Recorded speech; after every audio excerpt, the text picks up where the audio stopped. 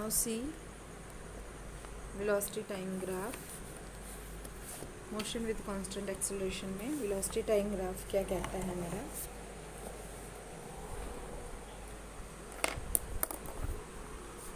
देखिए, अगर एक्सेलरेशन जो है हमारी ज़ीरो के इक्वल है, एक्सेलरेशन हम किसको इक्वल लेते हैं, d y by t t is equal to A.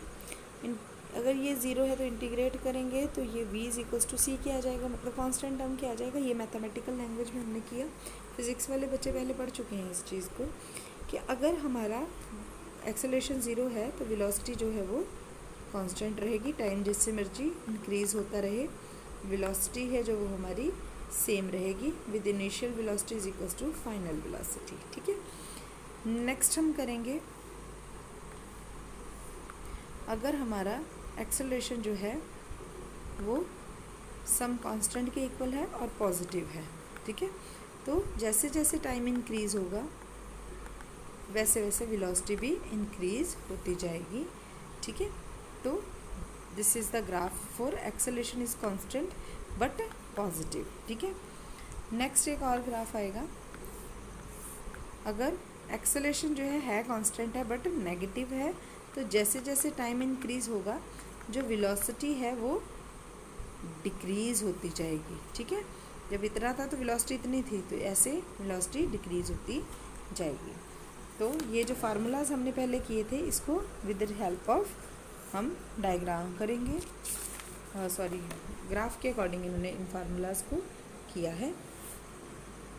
A train stopping eight 2 stations 2 kilometre apart taking 4 minutes journey. इसमें क्या बोला है, एक ट्रेन है कहते हैं वो चल रही है OLB, ये 2 स्टेशंस हैं, यहाँ से चली है L पे जाएगी, फिर L से चलेगी B पे जाएगी, ये टाइम T1 लेगी, यहाँ पे टाइम T2 लेगी। टोटल डिस्टेंस जो उसने कवर किया है वो है 2 किलोमीटर इसका और 2 किलोमीटर इसका। ठीक है, तो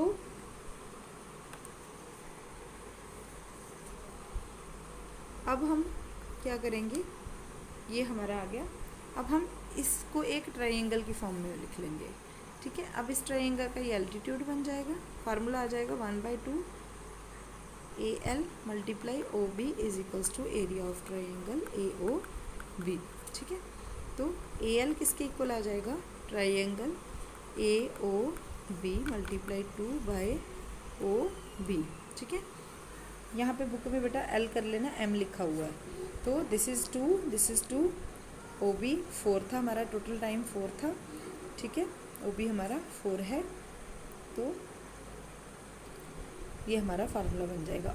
ट्रायंगल का एरिया AOB कैसे लिया, टोटल डिस्टेंस हमारा 4 था, एक स्टेशन 2 किलोमीटर अपार्ट है, टोटल 4 हैं तो 4/2 करके 2 निकाल लिया, मतलब S divided by total S है हमारा, डिवाइडेड बाय जो भी स्टॉपेज है ना ट्रेन के उसके अकॉर्डिंग 2 किलोमीटर था तो 4/2 करके 2 निकाला है। कंफ्यूज नहीं होना कि ट्रायंगल AOB की जगह 2 कैसे लिखा, तो ये 2 फार्मूला का था, OB हमारा टोटल टाइम 4 लगा, तो यहाँ से हमने ये निकाल लिया। अब एक्सेलरेशन हमारी बेटा, एक्सेलरेशन यहाँ पे हम ग्राफिकली देख रहे हैं, तो एक्सेलरेशन जो है हमारी वो tan थीटा के इक्वल है, मतलब परपेंडिकुलर डिवाइडेड बाय बेस के इक्वल है, तो AL डिवाइडेड बाय OL आ जाएगा, this is T1।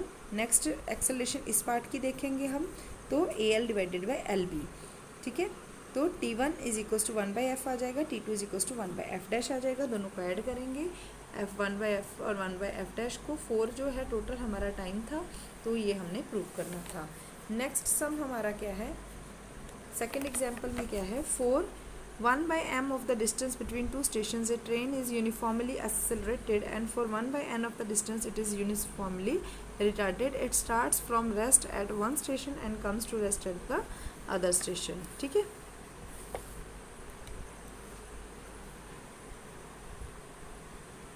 prove that the ratio of its greatest velocity to its average velocity is this.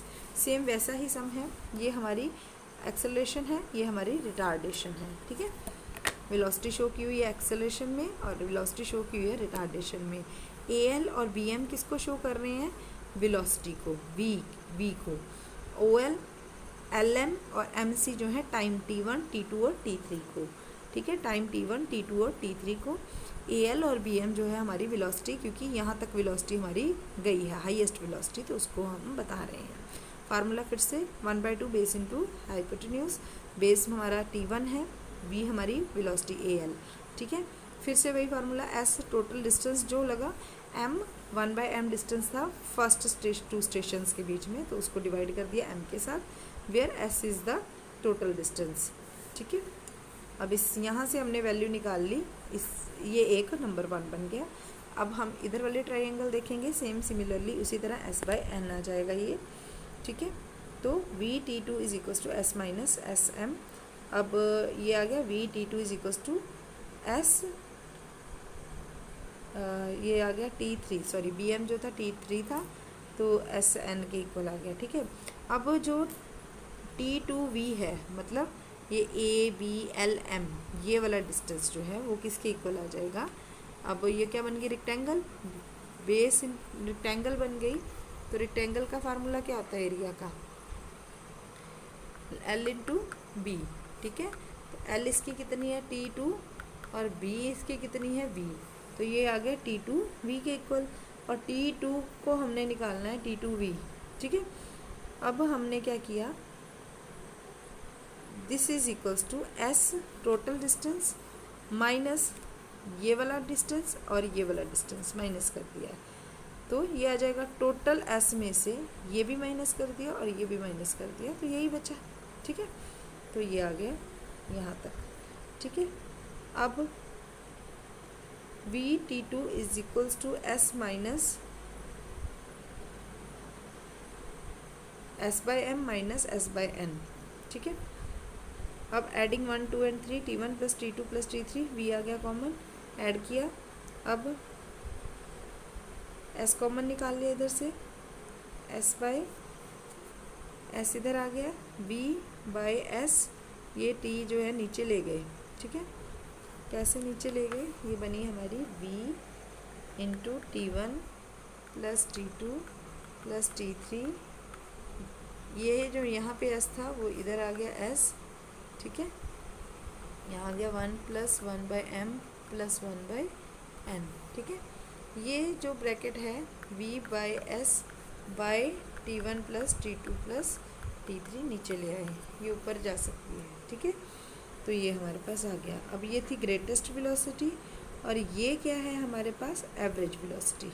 This is greatest velocity and this is speed over time, और तीनों time add हो रहे हैं, तो this is average velocity. यही होती है ना, स्पीड बाय टाइम ही होती है हमारी velocity, distance by time, sorry distance by time ही होती है वेलोसिटी। तो ये एवरेज आ गई, ये आ गई ग्रेटेस्ट वेलोसिटी। वही उन्होंने बोला था कि जो इनकी रेशो है वो दिस रेशो 1 होनी चाहिए, तो ये हमने प्रूव कर लिया है।